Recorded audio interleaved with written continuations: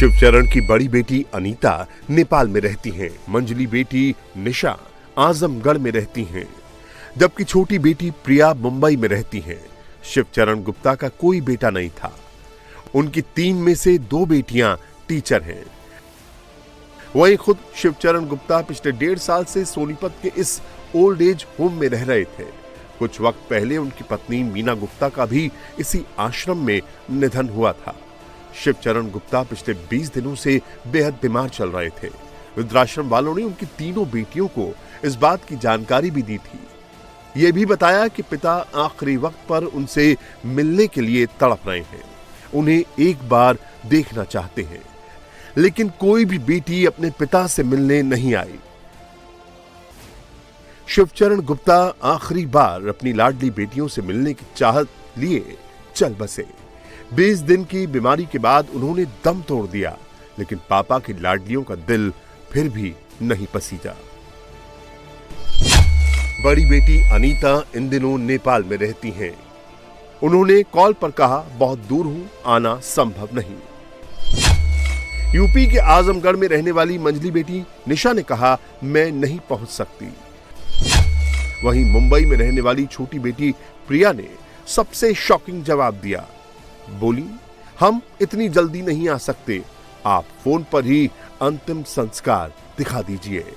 उन्हें पिता की मौत से पहले और मौत के बाद तरह तरह के बहाने बनाए, लेकिन बार बार बुलाने पर भी वो अंतिम संस्कार में नहीं पहुंची।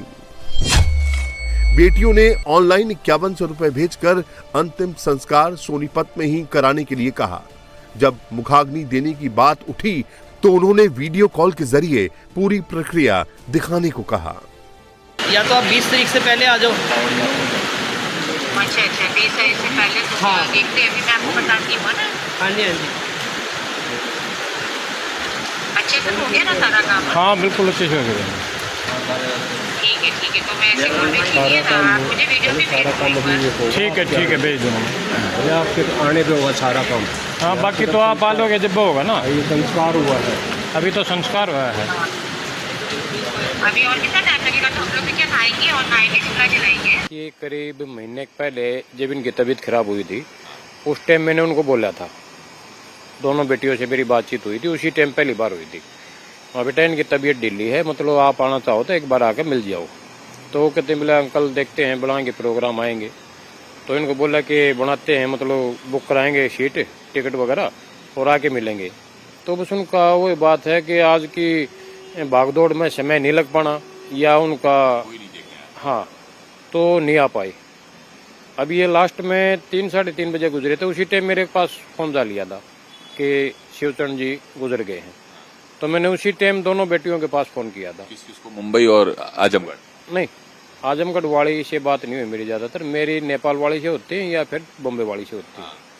तो उन्होंने यही कहा कि ठीक है अंकल जी, आप इनका अंतिम संस्कार कर दो। हाँ बेटा, अगर तुम आना चाहते हो तो देख लो, कोई दिक्कत नहीं है, मतलब और एडजस्टमेंट हम करा लें, अभी बॉडी की अगर जो रखवानी होगी तो। हाँ तो बोला नहीं, दूर ज्यादा है, नहीं आ पाएंगे, आप उनका अंतिम संस्कार कर दो। तो मैंने कहा कि आपके पापा ने ये बोला था कि मतलब शरीर दान कर दो, उनका शरीर दान कर दो। तो बेटियों ने कहा कि शरीर दान तो नहीं, आप उनकी खाली आंखें डोनेट कर दो और उनका अंतिम संस्कार कर दो। पैसे वगैरह भी भेजने की बात आई उनकी? उन्होंने पैसे भेजे थे, फिर मतलब मैंने ये देखा कि उन्होंने जिस काम के लिए पैसे भेजे थे वो पैसे तो मेरे समाज सेवियों ने लगा दिए, तो वो पैसा मैंने उसको वापस कर दिया। अंतिम संस्कार के बाद बेटियों से यह भी कहा गया कि वो 20 तारीख से पहले आकर अपने पिता की अस्थियां ले जाएं।